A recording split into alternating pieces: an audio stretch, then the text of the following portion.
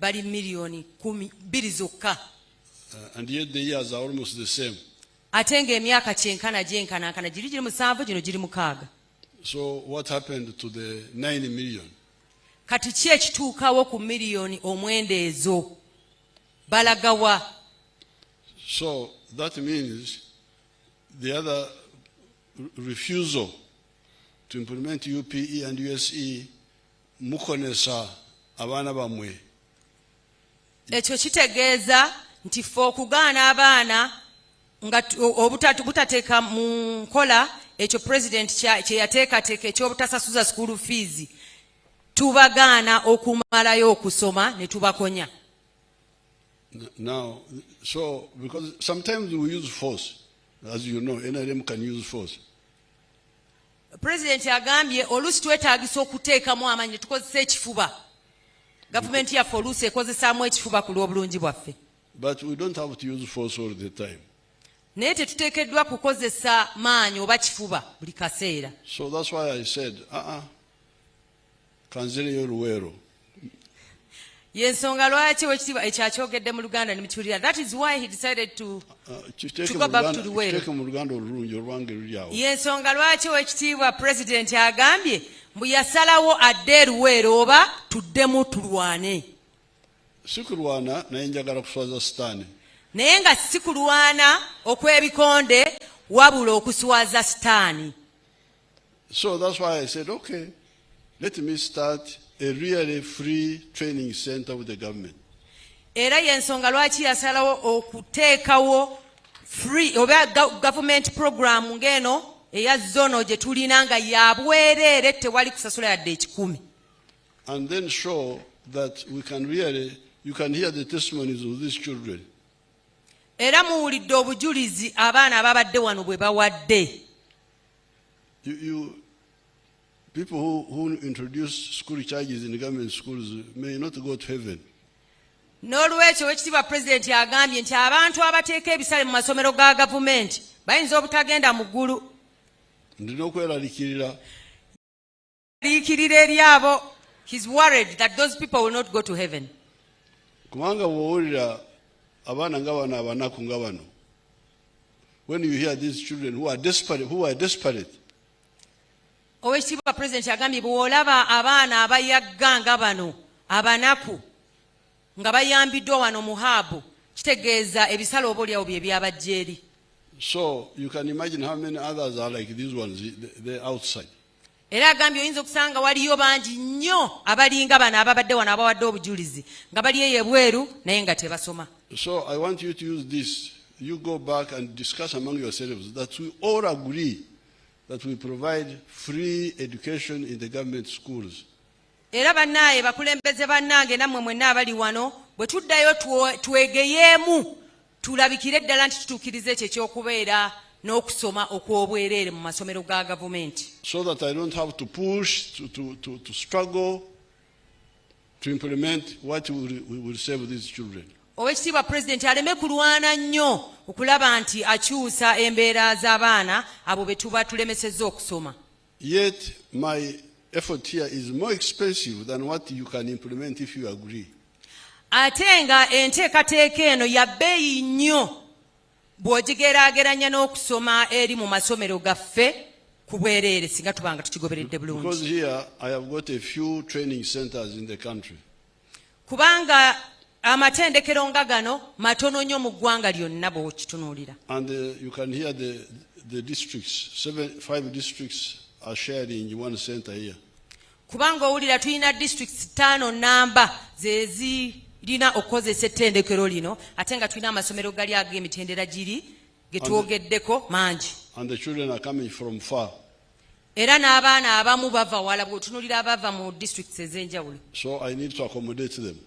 So wekitiibwa President alina okuba wano ebisulo. And feed them. Ate n'abaliisa. And all that. N'ebirala bingi. But the plan of UPE is for day schools. Naye ate enteekateeka y'okusoma kwaffe okwa bonna naddala okwa primary ne secondary kwadde si kwa kisulo kwa kuva waka buli lunaku. That means a primary school per parish of the government.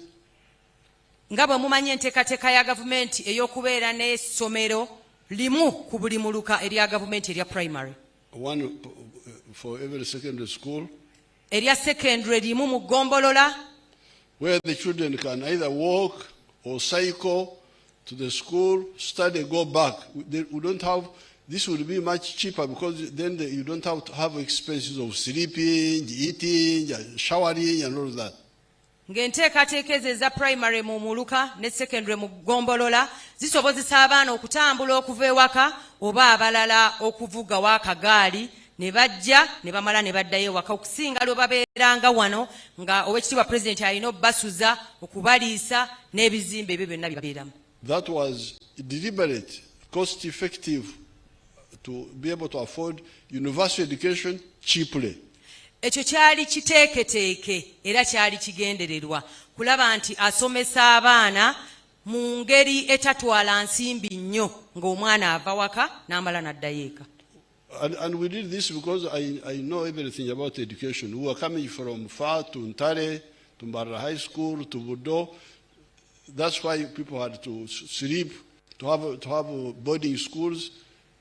But here we said, let's have day schools where the children walk or cycle from home, study, go back. So that the education system does not have to have the cost of accommodation, of eating and all that.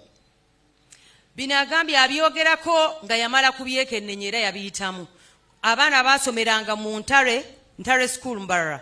Olw'okubanga baalinga bava wala nga balina kubeera mu kisulo. Naye bwe tuteeka amasomero okumpimpi, abaana babeera basobola okutambula, ne bava ewaka ne bagenda ku ssomero ne bamala ne baddayo ewaka ne beebaka nga tekitutte ssente nnyingi nnyo. So that the government concentrates on paying the teachers. Gavumenti esobola okuteeka amaanyi mu kusasula abasomesa. Building the classrooms. Okuzimba ebibiina. Building the laboratories. Okuzimba laboratory ekyo twakiganda wazo Oweekitiibwa President mwe tukolera tests zaffe oba okugezesa ebya science. To build teachers' houses so that teachers sleep nearby. Okuzimba amayumba g'abasomesa, abasomesa basobola okubeera okumpi basomesa abaana baffe bulungi nga nabo tebatawaanye. And maybe textbooks. Ate era n'okuzigulamu ebitabo abaana bye bakozesa mu kusoma mu kuyiga. So that the government can support all children but affordably, because we are concentrating on studying, not on eating, sleeping, and dying, and being sick, and all that. Enteekateeka eyo yandibadde esobozesa okukola ebyo byonna kubanga ssente zandibadde tezigenda mu kulya kusula n'ebyo ebirala naye ne ziconcentratinga ku bintu ebyo ebiyamba omwana bye yeetaagira ddala mu kusoma. So this is really the main message here. This is the main message. So obubaka obukulu Oweekitiibwa Pulezidenti bw'atuwa olwaleero banaye muwulirize. Go back and discuss the issue of free education, really free education in government schools. Tugende tukubaganye ebirowoozo ku kusomera obwereere mu masomero gaffe aga gavumenti. Tukiteeke mu nkola. Including the technical schools. Era awamu n'amasomero ag'ebyemikono. Because hataha ninfubura abana abafubiri abakumanyoni nyankore nbaye nanye ningezaho mzee condition abasakwija okufubura nokumanyiwe nga mzee olukumanya okufubura no ekyo tinakitenga hajiro wejo owayamba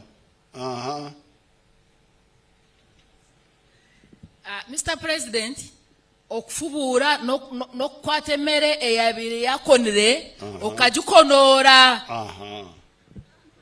Yabali kati mu Luganda ekyo mukyogera mutya emmere emaze okukona mzee emmere yabadde ekonye gwe asobola okugifumba nejja. But you don't have one word for it. Mzee tekiriyo. Kozesa ekyoli nyankore okufubuura. Okufubuura mwatuura abantu mwe. This is what I'm doing here. I am now okufubura the children who are already okufuba okukona mzee mu Luganda kiri kukona. Muri nyankore mu ebiri byombi okukona n'okufuba byombi. Okufubura abana abali nati ninfubura abana ababere bakonde muzeeyi yakonolola abaana ababadde baakona wano. But why do you kufubya abana? And then I have got, because I have now done only 240 here. How about all the other ones? Muzeeyi agambye naye lwaki tukkiriza abaana baffe bakone yabeere n'omulimu gw'okukonolola kuba kakati yakakonolako 200 byokka ate abangi abali eyo ebweru. Buli every intake. Buli luyingiza kitegeeza tuyingizaako enamba ntono naye ate eyo ennene esigadde ebweru. So please, I don't want to use force on this matter, but you go and discuss it, and we all agree to say now this is what we need. If we need to add in more money for the UPE, Bibekwasa, PTA, n'akakiko k'essomero bayongeremu abasomesa abazadde musasule ebyo ne bibekwasa. Oweekitiibwa Pulezidenti agambye mu bino bye tulimu bwe kiba kyetaagisa kwongera ssente mu masomero ga gavumenti aga primary n'aga secondary kubanga PTA ne management committees ez'amasomero bibekwasa mbu bongeremu ku ssente z'abasomesa. Muzeeyi agenda kukikola mukikubire mu ngalo. Muzeeyi tweyanziza taata. Now, so discuss it and we all agree so that I don't have to use force to struggle. No, please, discuss it. Me, I'm going slowly. I went back to Ruwero, Kanyigo Karuwero, Mzanadayo. Nkandagenti kisoboka okusabana okusomera obwerere kati ndi mu Kanyigo Karuwero. Muzeeyi olwaleero atugamba nti tukkaanye tusomeseze abaana baffe mu masomero ga gavumenti ku bwereere nga tewali kubasaba ssente abaana bano basobole okusoma kubanga ye ateekateeka kuddayo mu Kanyigo k'eruwero aka Honorable Minister Alice. No, here I'm already in the Kanyigo kubanga twagenda Ruwero ne tukuba UPC kubanga UPC twabegayirira UPC banange tukole wetwe ne bagana kale ne tugende ne tubakubamu owulidde UPC singa bawuliriza kubanga twali tubakuba okukuba twagala kutaba aba UPC oba kubagoba mu Uganda naye twali tubakubamu nti okawulidde ako UPC naye UPC ne bagana okutuusa bwe twabagirako ddala because if they had listened the fighting was resistance to say no tuganye tuteese. They didn't want to discuss. Muzeeyi agambye yabagamba bateese ne bagaana okuwuliriza ye kwe kuyingira akanyigo kati naffe tumusindiikiriza okuyingira mu Kanyigo k'eruwero mu byenjigiriza nga bw'akoze wano. Because I have shown you that it is possible to teach children for free, but now this is a more expensive experiment than the other one. Kubanga ekyokusomeseza abaana ku bwereere yakituwa era asigadde atukubiriza abaana baffe tubateekeyo basome naye ffe oluusi tugayaala. Kati wano, this is just an experiment which proves that it can be done. Naye kati wano atulaze nti kisoboka ne tusomesa abaana baffe ne bafuuka ab'omugaso okusinziira ku bavuddeyo wano ne batuwa obujulizi. Although the model is more expensive than what if they agree to implement, the other one is much cheaper. Naye ekimuluma nti kino akanyigo nga bwe mukamanyi kabbeeyi nnyo kitwala ssente nnyingi okusinga singa tusigadde tusoma mu ziri enteekateeka zaffe za primary ne secondary ya gavumenti ku bwereere.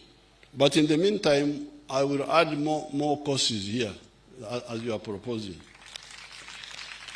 Ekyo bakiwulidde sinaba nakivvuunula muddemu mukikubire mu ngalo. Pulezidenti agambye nti agenda twongerawo courses endala wano. All those, the plumbing, omuli okukola ebyamazzi, motor mechanics, obwamakanika wano, the one of weaving and knitting, okutungisa wuzi. Mukutegedde okutunga kuno okwedda okwa wuzi nako kugenda kubeera wano nga batunga amasweta n'ebintu ebirala ebyenjawulo. And weaving textiles. Era n'okutunga engoye kwennyini kubeerewo wano abaana baffe bayige engoye zino zonna zitwambadde zibeere nga zitungibwa bo. Because now these children are making shoes for us. kubanga tubalabyeko abaana wano bamaliriza era ne batukolera n'engatto. We were kusaka shoes from China. Can you imagine? Engatto tubadde nga tuzijja China. Chairs from Dubai, a desert, selling chairs to Uganda of the forest. Entebe ne tubeera nga tuzijja eri mu Buwarabu gye batalina na miti nga ffe ewatatonya nkuba. So we are now going to add those skills. So tugenda kwongerako obumanyirivu obwo tuleme kujja bintu eri mu ddungu nga tubireeta wano. And as your spokesman said, we are now starting the circles at the district so that the graduates here have money where to borrow from at the district. Owekitiibwa Pulezidenti akkaatiriza kiri ekyamadamu balekye kye baatandikawo Pulezidenti ng'alagidde ekyokukola circles. Abaana baffe babadde bamaliriza nga tebalina we bajja kapita atandika nga bwe muwulidde. Naye bagenda kubateerawo circles mu bitundu ebyenjawulo nga bwe bamaliriza balina we bajja akasente akatandikirwako okukola bye baba bayize. Kube mu ngalo nnyo nnyo nnyo. Taata tweyanze Owekitiibwa Pulezidenti. Now the other issue of the land issue, we are going to talk to them at the leaders meeting. Ensonga z'ettaka N'ebirala. n'ebintu ebirala njagala kubategeeza tulina olukiiko ne Pulezidenti yatuwadde omukisa ogwo ffe ng'abakulembeze ba Greater Mubende wali e Kasanda ezo tugenda kuzoogererako eyo. So you listen to the radio what we shall be talking about. So muwulirize radio mutegere nti ensonga zammwe tugenda kuba tuzoogerako era muwulire ze tugenda okwogerako musobole okuwulira Owekitiibwa Pulezidenti byagenda otugamba. Era abannakiyonga njagala kubeebaza kubanga abaana bamwe wano bateddemu ate n'ebintu ebipya. Kiyonga ly'erinnya eryaffe eryaba banansangwawo wano ery'ekitundu kino bwe mba tumulimanyi. His Excellency the President wants to appreciate the people of Chiyonga for the good works we are doing, because when he looks at what these children have done or have learned, actually are different from what the other hubs have done. They have added other things. They have added other things. They have added in spices. Chiyonga is the original name of this place. Owekitiibwa Pulezidenti agambye kino ekitundu yakimanyi nga Kiyonga. Ndowooza mumanyi wano tulina n'omuluka gwe bayita Kiyonga. So ye kino ekitundu akimanyi nga Kiyonga n'abeeta Banyakiyonga mwena. Mwebale okuyiiya ebipya. Abaana bamwe wano bayiiyiza. Mwebale kubeera bayiiya ekyo mukikubire nnyo mu ngalo. Thank you for being so creative to that extent. Because they are making like concrete stoves for the schools, which means that you can. I saw them making concrete stoves. Very, very good idea. I had not seen it before. Owekitiibwa Pulezidenti alabye zino essigiri ze tukola ezitera okuyambako okukekkereza enku oba amanda. So kimusanyusiza nnyo kubanga wano waasoso kiraba mu haabu yaffe eya wano. So now, for the children who spoke here, I will give them support. I will give each one of them 10 million. Owekitiibwa Pulezidenti agambye abaana abavudde wano ne bawa obuwagizi okubongeramu miliyoni 10 buli omu.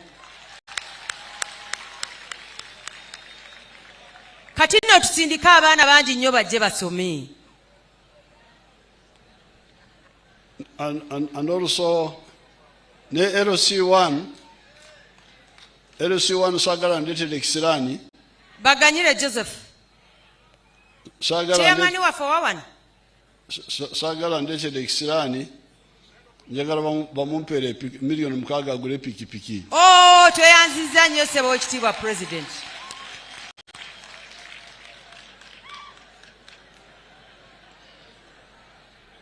Kale abange mulete sente z'abaana.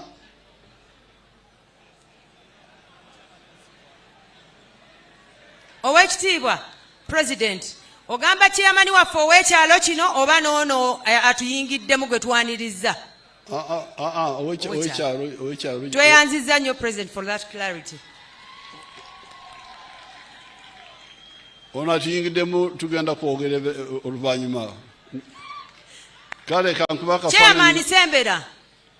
Kankube kifaananyi n'obwana buno. Owekitiibwa President, chairman waffe akubiseko akafaananyi naawe? Yes, naye oluvannyuma.